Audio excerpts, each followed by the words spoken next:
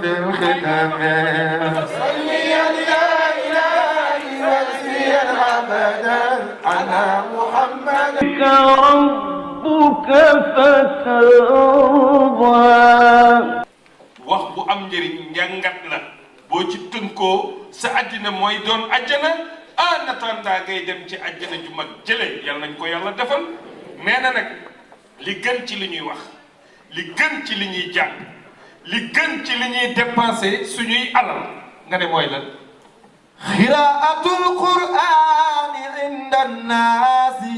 mooy jàng alquran li gën ci nit ñi li ñuy wax lu ñuy dépenser seen alal lu ñuy jàng mooy lan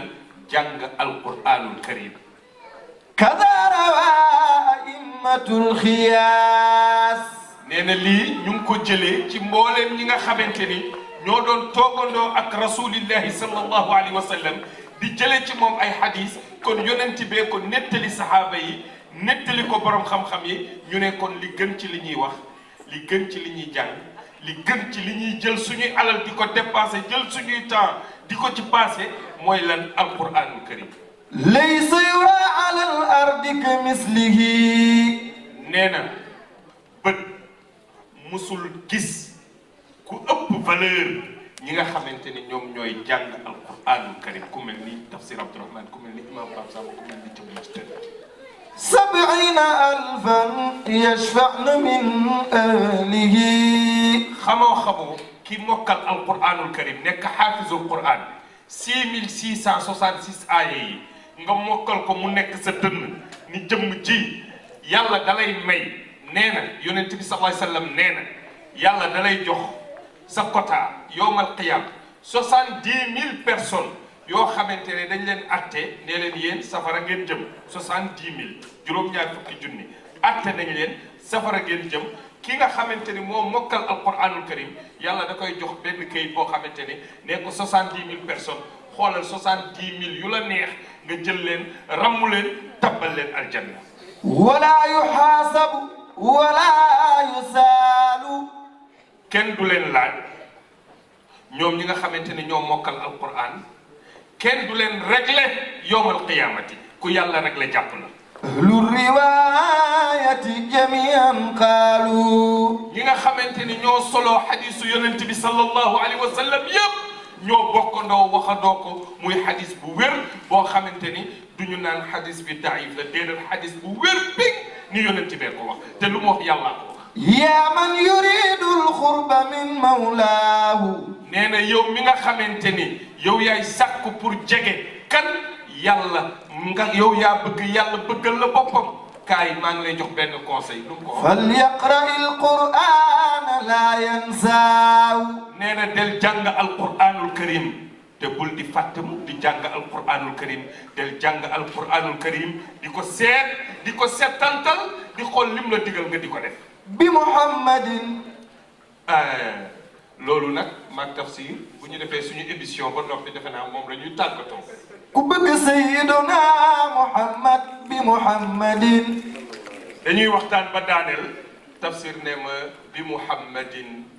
wa bi bintihi wa bi baaliha suleymaan ni bi muhammadin. bi muhammadin. nee na ci barke sayyiduna muhammad tafsir dafay wax ni lépp luñ fi waxtaan yàlla fekk yàlla rek a tax waaye yàlla nañ ko yàlla nangul ci barke muhammad bi muhammadin mooy bi barakati muhammad ci barke sayyiduna muhammad. wa bi bintihi. barke doomam jooju di fatimatu bintu rasulillahi. wa bi baaliha. barke borom këru Fatima di Aliyun mi nga xamante ni yonent bi nee na bu dee maay këru xam-xam Ali lay buntu ba. wabnay musibtayni a'laamil hudaa. bu waxee loolu man ma tegal ko ci ne ko yal na ko yàlla nangu ci barke ñaari seen ñaari doom yooyu di Ousseynou ak Assane kii di maamu Abdul Qadir Jeylaani kii di maamu Cheikh na Ahmed Tijani ñoom ñi nga xamante ni booy wër njub boo ñëwee seen kër fekk fa ñu samp ba drapeau njub ñoom la yàlla di wax ci alquran li yuzhiba ankum rijza ahlal bayti wa yutahhirkum tathira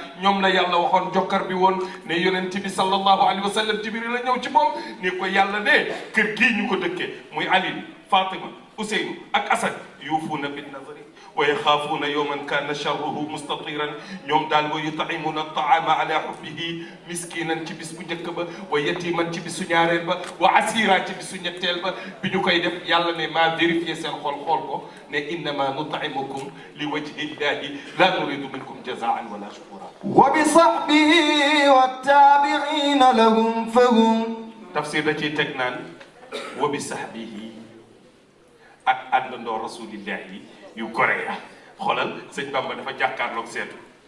xaaj dundam 1 an bi da koy atam da koy xaaj 6 mois julli ci yonent bi 6 mois tagg yonent bi waaye bu muy tagg yonent bi bu mu yàgg dafa jàkkaarloog seetu xool jëmmam rek ne ko yaa xaadimal muxtaar yow xaadimu rasul yow laay waxal laa tan sa saabahu yaa ngi tagg yonent bi rek waaye bul fàtte àndandoom yu gore ya de déedéet fa man yansahum booy tagg yonent bi fàtte àndandoom yu gore ya fal matxul muhattau sa way wii duñ ko nangu way wu amul bopp amul genn lay doon sëñ Bamba gestu jokkar bi Aboubacrin Siddiq ne Aboubacrin Aboubacrin Siddiq za sidqi wal wafa Aboubacrin le témoin véridique mooy ku dëggu ka zu sidqi wal wafa kii moo am kóllëre am na solo dëggu am na solo kóllëre am na solo rafiqu nabi Mustafa al-Ghara anbaw boo ko doon àndaale rasulillahi ca xuntuma mu ne ko xoolal xunt yu mel nii day am gaynde mbaa segg mbaa till bàyyil ma dugg man Babacar luy gaañ ma luy rey ma rasulillahi xaar ko Aboubacar dugg ba noon ya newee ñu bëri lool Aboubacar di pat-pati yonent bi ne ko mu ne ko noonu ñun ñaar rek lañu ñii dañoo bëri lool mu Aboubacar ne ko même si quantitativement nous sommes minoritaires mais qualitativement nous sommes majoritaires ndax ñun yàlla moo ñu ñetteel. Abu Sibta ya Muxtaar wa huwa ibnu ammihi. yaa ngi may dugal fu sore waaye daal waaw waaye. Abu Hafsin al-Faaruq Sharwaabu Naadiru. waaw. bi intazza diinu Mustafa izu zazaw. kookoy. afi sahbi man daab na Affaan dal hayaa. bayit boobu moom daf may rey. lahu nuuru summa nuur ni'mal mubawwaw. waaye yow ma ne. Abu Sibta al-Muxtaar wa huwa ibnu ammihi. aliyun ala faxtiira ni'mal mujarraw. sëñ Bamba leneen la de yàlla nañ ko yàlla fayal. afi sahbi man daha ibna Affaan zal hayaa ba léegi tuddul turu Ousmane ñu ne ko kookoy kat mu ne lahu kooku nuurun tumma nuurun ñaari doomu yonent yi dafa denc benn doomu yonent mu génn àddina yonent bi jël doom bu jigéen may ko moo tax ñu koy wax nuuree ni borom ñaari leer yi moo tax mu ne lahu nuuru summa nuuru ni'mal mubawwaw zal hayaa bi di borom kersa gis nga kersa la foi et la pudeur sont jointes ensemble si l'une est ôtée l'autre l'est aussi nit ku am kersa seedeel ko ni ku gëm yàlla nit ku gëm yàlla dafay am kersa nit day am kersa yàlla na ko yàlla indiwaat ci réew mi yàlla na ko yàlla defaat suñu biir ñun ñëpp kersa duggaat ci réew Sénégal bëri na lu fi xew tey billahi du kersa waaye mbokk yi ñu ngi delluwaat di sant yàlla tey de xaw ma fu ma jëm xaw ma fu may jaar yal na yàlla fay ndax kat jëmm ju toll nii wax fi wax ji mu rëy consul toog nii imam Pape Samba fa lillahi alhamdu nga ubbi yoon wi introduire waxtaan wi man mii xaw ma fu may jaar xam nga la daloon waaja la ma waxoon korité la daloon waaja moo ma dal dafa ñëw toog fu ni mel tafsir ne ci wetam imam Samba wax Pape Samba wax ji mu wax imam wax ji mu wax moom xamul fu muy jaar ñu jox ko kàddu gi waaye nag day yeewu day mel ni man yeewu baax na de mu ñëw taxaw mbooloo mi gars yi ne ko mu ne xam ngeen li ma bëgg a wax gars yi ne ko waaw mu ne comme xam ngeen ko téye leen ci ba déwén consul ca déwén sa mu ñëw ni asalaamaaleykum mbooloo mi ñu ne ko am mu ne xam ngeen lu ma bëgg a wax gars yi ne ko déedéet mu ne du fi xaj ba déwén.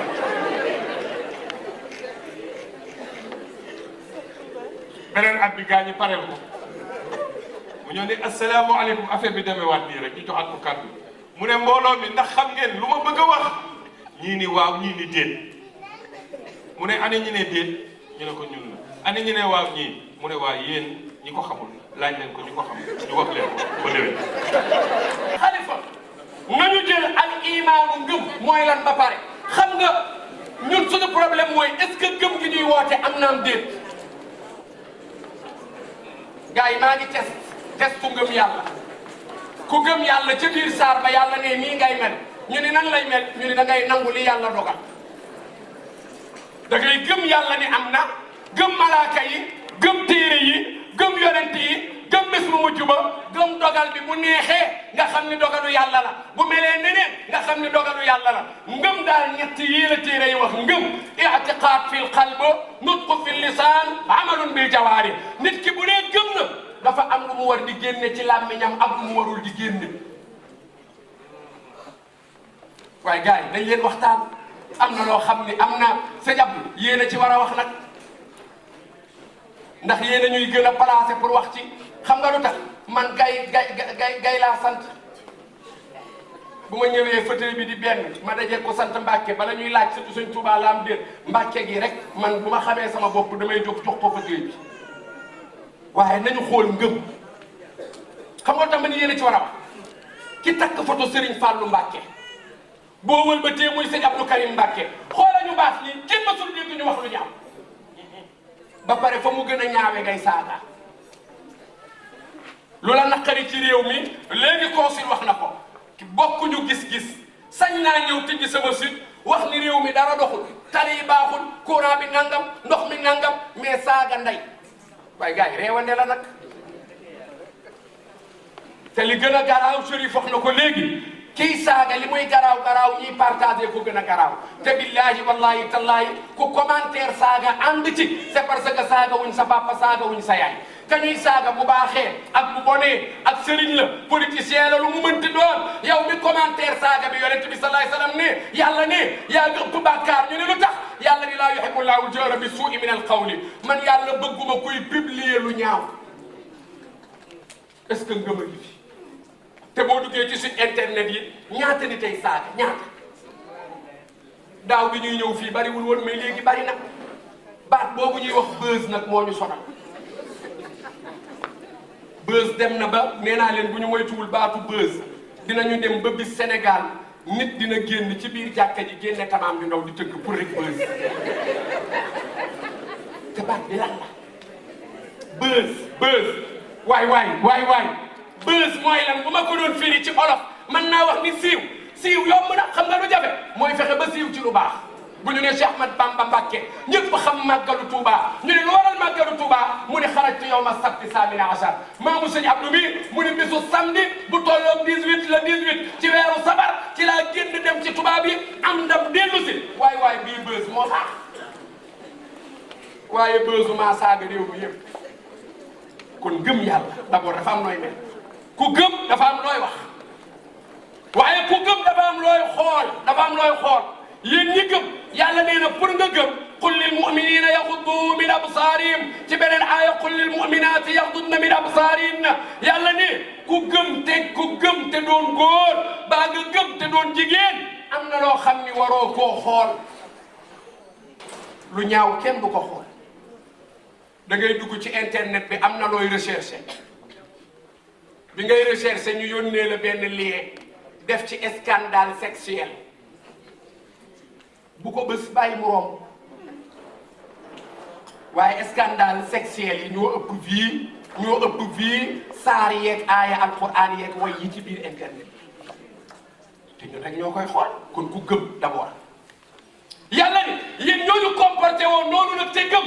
ak la ñu ni suñu borom subhanahu wa taala dañuy gëm mu ni ku gëm nag li lay jëngal li lay daaneel mooy turu yàlla nañu xoolaat suñu bopp ñun jullit ci kenn ku ne da ngay xoolaat sa bopp ida dukira allahu wajilat qulubum la yàlla wax saa bu ñu tuddee yàlla da ngay yëg lu la neex sa xol day yëngatu da ngay tiit da ngay jàq allah allah allah allah xoolal ngay ñàkk te doo xam li lay ñàkkal lan la waaye ñun turu yàlla dañuy tànqal xam nga lu ma bëgg a wax bu ñu dee wax la ilaha illallah la ilaha illallah la ilaha illallah la ilaha illallah nga ni wàññi rajo bi waay tiijaan yi tànqal nañ ñu nga dégg ñeen laa ilaha illallah faal laa ilaha illallah faal nga ne tëjal bay faal yaa ngi ñuy tànqal kon lan laa bëgg a wax ñun ndekete turu yàlla bi du moo ñuy yëngal air bi moo ñuy yëngal air bi bu dee eeru tiijaan ak eeru bay faal ak eeru laayeen lépp laa ilaha illallah la ñuy wax waaw lan moo waral bu dee eeru tiijaan nga mën ko déglu yow tiijaan bi bu dee bu murit yow murit bi nga mën ko déglu mais bu dee bële te nga bokk fële doo ko mën a déglu c'est parce que yàlla ñoru la nit moo la ñor benn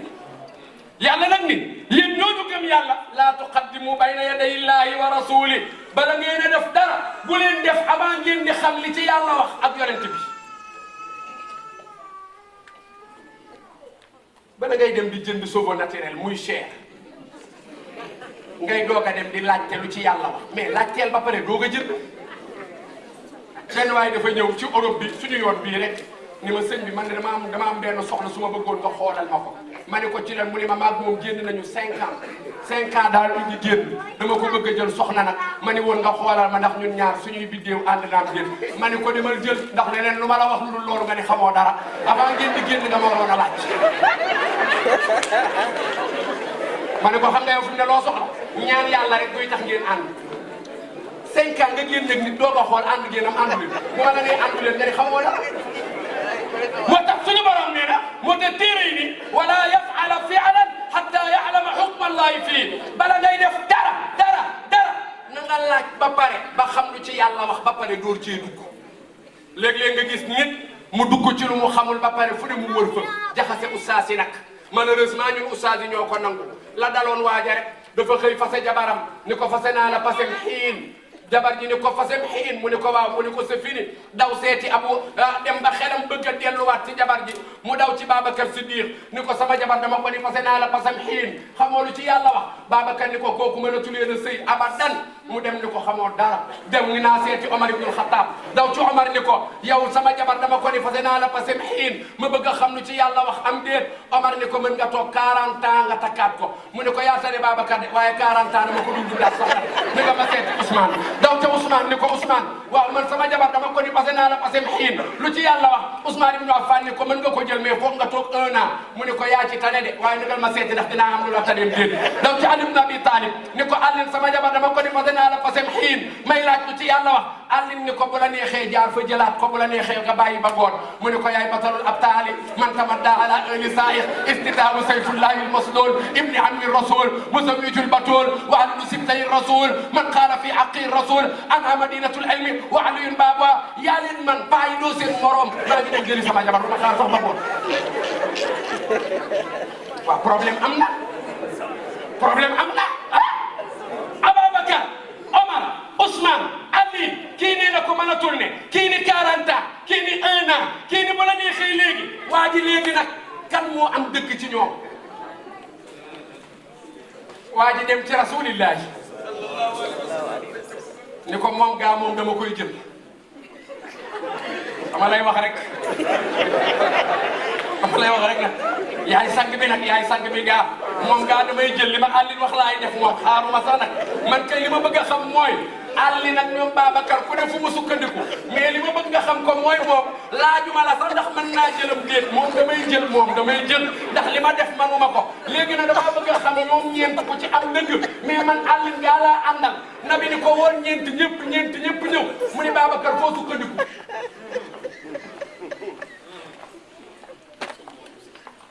Babacar ni ko yàllaa ni wa matta'naahum ila xiin boobu mu ngi firi abadan moo tax man ci laa ko atte ni ko mënatul ne yaa ngi dégg mu ni Omar foo sukkandiku ba ni ko 40 ans Omar ni ko yàllaa ni halatee ala linsaani xiinun min ad-dahri xiin boobu yàlla wax foofu mu ngi firi 40 ans moo tax ma sukkandiku ci xiin boobu ni ko 40 ans mu jël jabaram mu ne wax nga dëgg de yow Ousmane foo sukkandiku Ousmane ni ko yàlla daal moo wax ci alquran ni tuuti uklaha kulla xiinin bi izni rabbiha xiin foofu ci alquran mu ngi firi 1 an moo waral ma sukkandiku ci ni ko 1 an mën nga jëlaat sa jabar mu ne ko moo ne wax nga dëgg de daan ni àllin yow mi ko ni mën ngaa dem ci suba bi baa ngoon nag àllin ni ko man de damaa jàng yàlla ni fa subhanallahi xiina tumsuuna wa xiina tusbixuuna xiina bu njëkk bi suba la xiina bu ñaareel bi ngoon la moo tax ma ni ko bu la neexee suba gi bu la neexee ngoon bi yonent bi ni ko booy jël mu ne ko wax naa la ko avant ma lay laaj de man àllin mi lay jël li mu wax yonent bi ni ko ashaabi kan nujuumi bi ayyihi muqtalaytum sama gars yi ñoo bindee wayam koo ci topp rek sa affaire baax na dinañ la teg ci alquran waa ji ne ko kon nag man àllin laay topp tey. Je voudrais d'abord convoquer votre tolérance pour 2 raisons. La première, je ne peux pas être à la hauteur du discours que vous venez d'entendre, ni dans sa forme, ni dans son fond. L'approche que Tafsir a eue a su être aussi grave que légère par moment.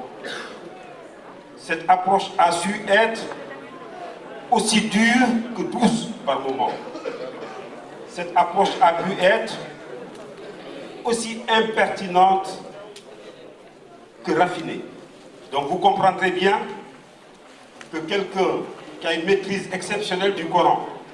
Tafsir l'a rappelé tout à l'heure, Chérif, 114 sourates,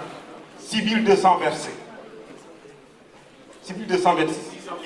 6666 versets, excusez-moi.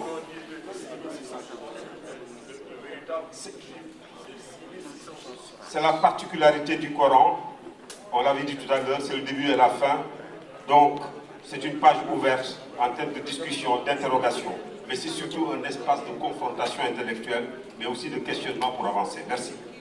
Comment voulez-vous que je puisse faire la synthèse d'une approche aussi pure, aussi sûre,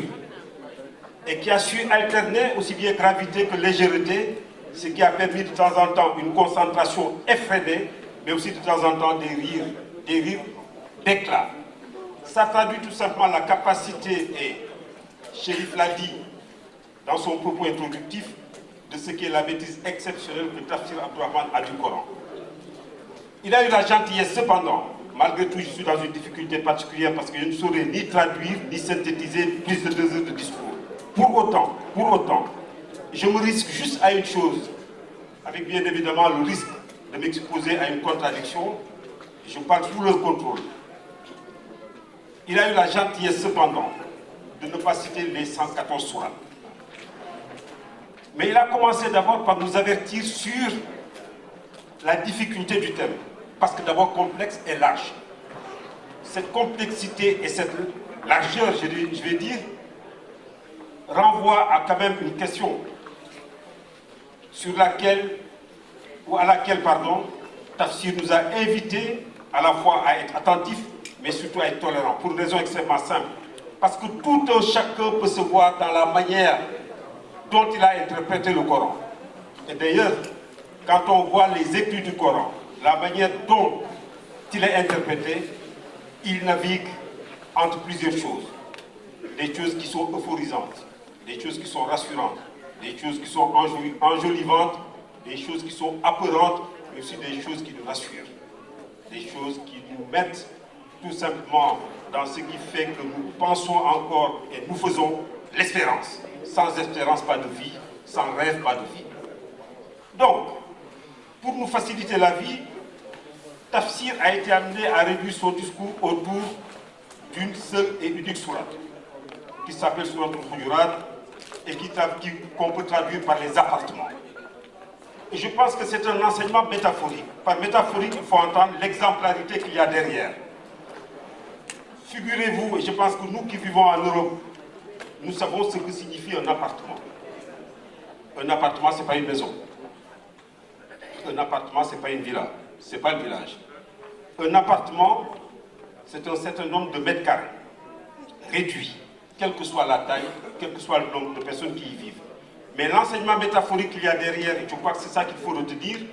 c'est qu'on ne peut pas vivre dans un appartement si on ne peut pas avoir un certain nombre de comportements, un certain nombre de vertus. Et ce qui est intéressant à retenir, c'est de dire d'abord que le mot appartement renvoie au mot cohabitation. On ne peut pas vivre ensemble si, bien évidemment, un certain nombre de conditions ne sont pas remplies. Et je crois que l'exercice, sa prouesse, la prouesse de Chérif, de Tafsir, c'est d'être amené en 3 mots à réduire, à traduire une sourate qui, par son enseignement, nous apprend ce qu'il y a d'essentiel. Tafsir nous dit que par cette sourate, la chose la plus importante, et quelle que soit la personne, c'est la responsabilité individuelle et collective que nous avons en termes de comportement. Et par comportement, il faut entendre 3 choses. Comportement vis-à-vis de soi, des autres, et des autres, c'est ça qui est intéressant, quel qu'il soit. Quel qu'il soit. Mais ce comportement ne peut pas avoir de sens ni de portée significative s'il n'est pas induit, s'il n'est pas incarné. Il est incarné par 3 choses. La première chose, c'est la foi. La foi en elle-même, elle induit un enseignement. Elle enseigne 2 choses qui sont fondamentales pour qu'on puisse cohabiter. La tolérance et le respect. Tolérance envers qui que ce soit. Il a cité plusieurs exemples. Des puissants vers des faibles. Il a pris l'exemple du consul, c'était plutôt une approche dans laquelle tout un chacun qui a un pouvoir peut se reconnaître. Tafsir est allé plus loin en prenant l'exemple du prophète sallallahu alayhi wa sallam, envers des gens qui l'ont moqué, des gens qui l'ont chassé, mais y compris dans son exemplarité comportementale vis-à-vis de ses épouses. Ce comportement a été induit, traduit par plusieurs exemples, dont certains ont été absolument désopilants, puisque vous avez été amenés à en rire. Au-delà de cette vertu, qui est un principe, qui est, je dirais même, un mode de vie, il y a une autre exigence. Parce que derrière tout ça, il faut entendre exigence. Il y a l'exigence du respect. L'exigence du respect, et Tafsir nous a rappelé la chose essentielle, qui explique que nous soyons, qui explique que nous espérions, qui explique surtout que nous puissions devenir demain vis-à-vis de notre de Dieu. C'est le respect d'abord et avant tout de ses parents, envers ses parents. Le message de Tafsir a été édifiant. Encore moins, il ne remettrait en question le respect qu'on peut avoir de quelqu'un d'autre, y compris de son sérieux, de son marabout. Mais la chose la plus simple aurait été que ce respect soit d'abord et avant tout incarné, orienté et surtout dévolu envers ses propres parents. Et il ne serait pas inintéressant que ses propres parents soient même son propre marabout. Donc par cet enseignement, je crois que, et je m'en arrêterai là si vous me le permettez, pour ne pas aller plus loin, à travers cette sourate, le message s'est adressé particulièrement à nous qui vivons en Europe. Pourquoi nous qui vivons en Europe? Nous traversons des moments difficiles, des moments de doute, des moments de questionnement, où notre islam est parfois ballotté, mal ballotté, je dirais tiraillé, et parfois même accusé de tous les maux. La responsabilité, et Tafsir l'a rappelé, elle n'incombe pas à ceux qui seraient étrangers à cette religion, mais plutôt à nous-mêmes. Plutôt à nous-mêmes, et une fois de plus, au travers de nos comportements. Bref, je pense qu'en sortant d'ici, ce qui serait intéressant pour chacun d'entre nous, c'est d'aller vérifier ce que dit cette sourate. Au-delà de cette sourate, ce que le prophète sallallahu alayhi wa sallam nous a enseigné dans son comportement. Il a été exemplaire, quelle que soit la personne qui aurait été son interlocuteur. Et je pense que pour finir, c'est ce message-là qu'il fallait entendre. Le comportement ne s'arrête pas dans cette exigence de réciprocité que nous avons envers nos parents seulement. Il faut qu'on ait cette même exigence de réciprocité entre nous. D'abord, entre nous. Pour une raison extrêmement simple. Tafsir l'a dit à plusieurs reprises. il peut arriver qu'un bon acte soit effacé par le simple fait de penser mal, encore moins de dire, mais de penser mal de quelqu'un. Donc je pense qu'à partir d'aujourd'hui, ce qu'il y a d'intéressant à retenir, je pense que c'est pour cela aussi que nous avons envie de nous réunir chaque année, c'est pour nous rappeler l'essentiel. L'essentiel, c'est quoi? C'est ce que nous dicte notre foi. Tafsir l'a rappelé. Avant de faire, avant d'agir, allons savoir ce que nous dit le Coran. Et ce n'est pas le Coran qui l'avait commencé, ce n'est pas le Coran que nous finissons dans cette dynamique qui était aujourd'hui celle-là, celle de l'information, celle de la formation. Et ce n'est pas pour rien qu'il a beaucoup insisté à destination de la presse. La presse doit informer. Et dans le mot, dans le verbe informer, la racine c'est former. On informe pour former. Et s'il y a défaut d'information, il y a déficit de formation. Assalamu alaikum wa rahmatullah. إياك نعبد وإياك نستعين اهدنا الصراط المستقيم صراط الذين أنعمت عليهم غير المغضوب عليهم ولا الضالين الله أكبر ولله الحمد بسم الله الرحمن الرحيم قل هو الله أحد الله الصمد لم يلد ولم يولد ولم يكن له كفوا أحد الله أكبر ولله الحمد بسم الله الرحمن الرحيم قل هو الله أحد الله الصمد لم يلد ولم يولد ولم يكن له كفوا أحد الله أكبر ولله الحمد بسم الله الرحمن الرحيم قل هو الله أحد الله الصمد لم يلد ولم يولد ولم يكن له كفوا أحد الله أكبر ولله الحمد بسم الله الرحمن الرحيم قل أعوذ برب الفلق من شر ما خلق ومن شر غاسق إذا وقب ومن شر النفاثات في العقد ومن شر حاسد إذا حسد الله أكبر ولله الحمد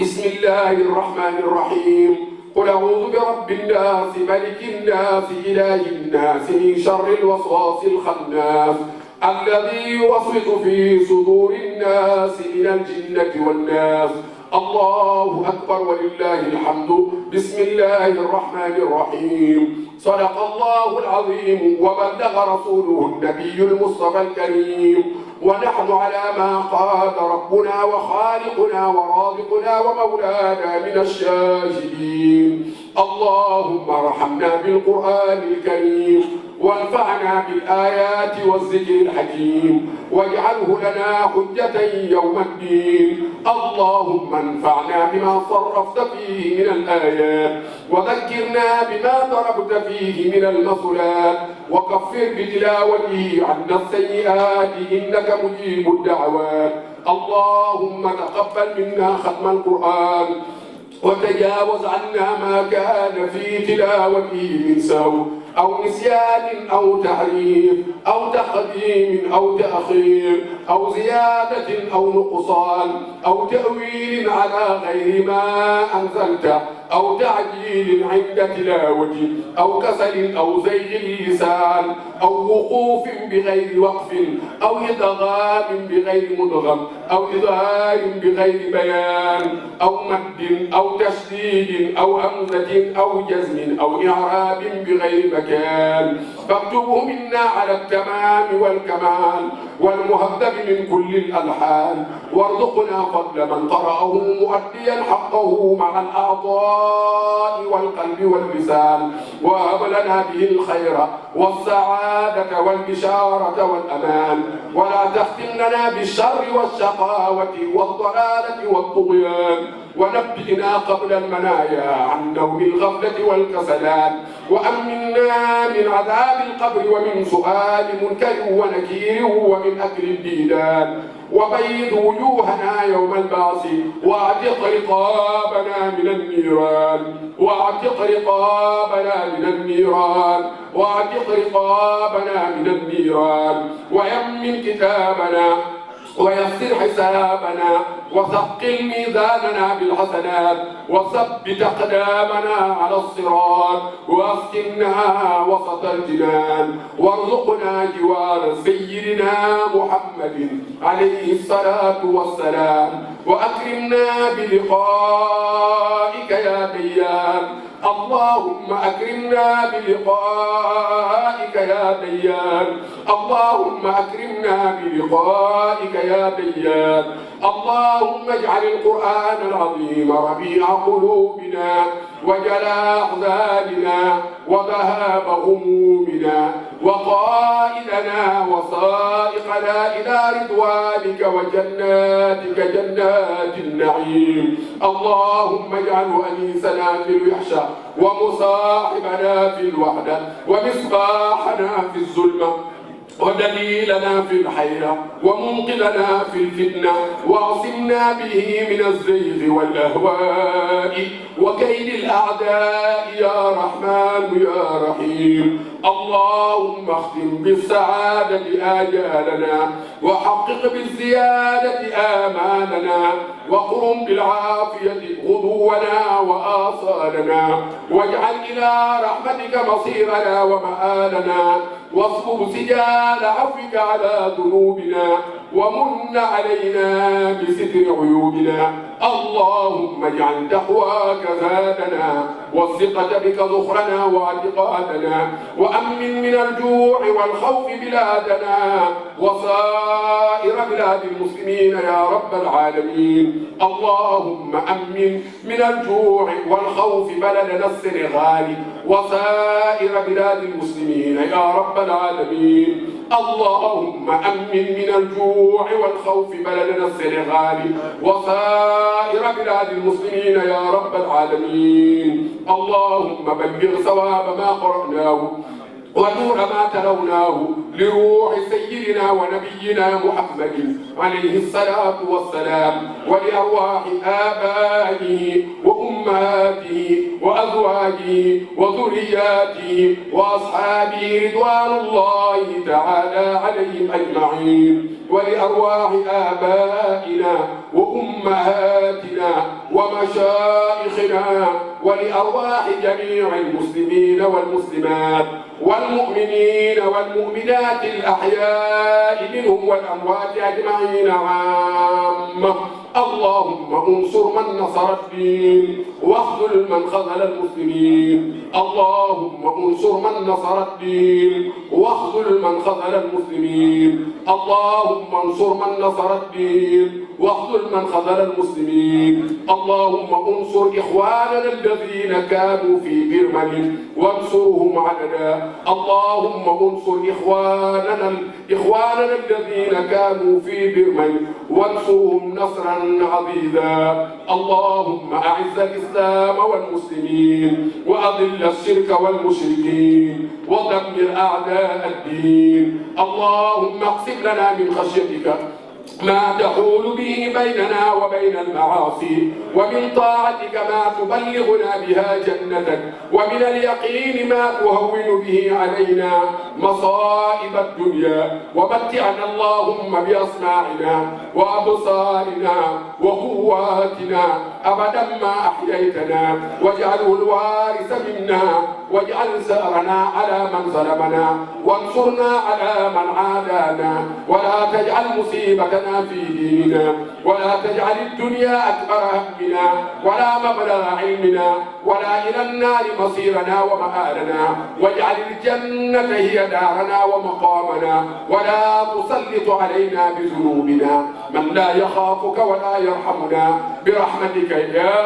أرحم الراحمين يا رب العالمين اللهم نامت العيون وغارت النجوم وأنت الملك الحي القيوم وقد غلقت الملوك أبوابها وأقامت عليها حرسها وحجابها وبابك مفتوح للسائلين فها أنا سالك ببابك مذنبا فقيرا مسكينا أسيرا جئت أنتظر رحمتك يا أرحم الراحمين يا رب العالمين اللهم أنت أمرتنا بدعائك ووعدتنا بإجابتك وقد دعوناك كما أمرتنا فأجبنا كما وعدتنا بفضلك وجودك وكرمك يا ذا المن والفضل والإحسان إنك لا تخلف الميعاد ببركة اللهم صل على سيدنا محمد الفاتح لما أغلق والخاتم لما سبق ناصر الحق بالحق والهادي إلى صراطك المستقيم وعلى آله حق قدره ومقداره العظيم. بمحمد وببنته وببعلها وابنيهم السبطين أعلى بالهدى وبصحبه والتابعين لهم فهم ساداتنا أهل المكارم والندى. سبحان ربك رب العزة عما يصفون وسلام على المرسلين والحمد لله رب العالمين. بسم الله الرحمن الرحيم.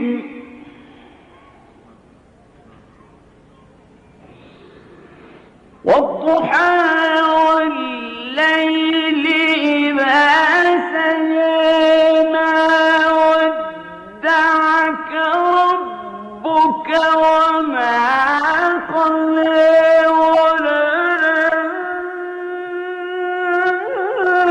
وللآخرة خير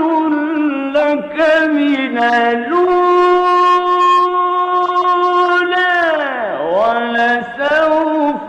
يعطيك ربك فترضى.